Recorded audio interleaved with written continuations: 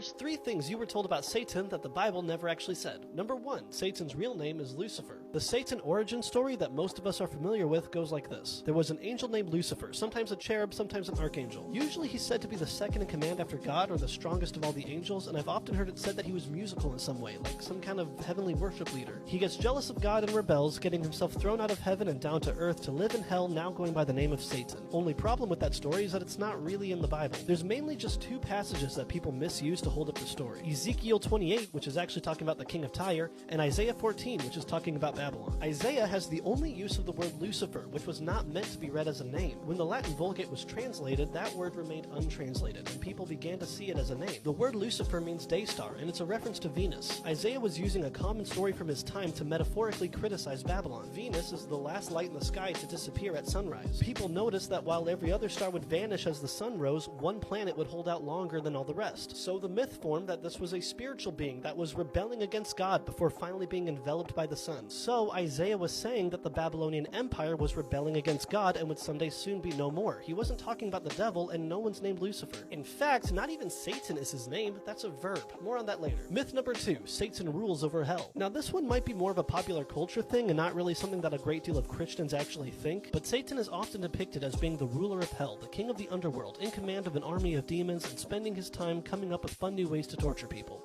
Or ways to entertain himself, I guess? This, however, is not something we get from the Bible. The idea that Satan is in charge of hell is the result of Greek mythology mixed with medieval literature like Dante's Inferno. And myth number 3, Satan has always been the bad guy. In the New Testament, we see Satan as the archenemy of God, but this isn't always how the word Satan was used. In Judaism, Satan is a verb, which means to accuse or to be an adversary. It's not the name of one person, it's a title that can be applied to anyone who's in opposition to someone else. The Satan is a title used to describe humans in 1 Kings, one of the sons of God in Job, and even God himself in Numbers. God stops a man named Balaam by physically blocking his path, and the writers refer to the angel of the Lord as the Satan. You're not going to find that on one of those names of God posters from Lifeway, but it's true. Even in the book of Job, Satan is not the evil being that we think of today. In that story, the Satan is a member of God's divine council. He's a spiritual being that works for God as a kind of prosecuting attorney in his court. He brings charges against Job not because he's the evil king of the underworld, but because that's his function in God's court. So in Jewish writings, the word Satan can refer to a difficulty or perhaps temptation to overcome, but not necessarily an evil person who lives in hell. So how do we get from that understanding to where we are now? Check out the episode of All Things Reconsidered called Who is the Devil?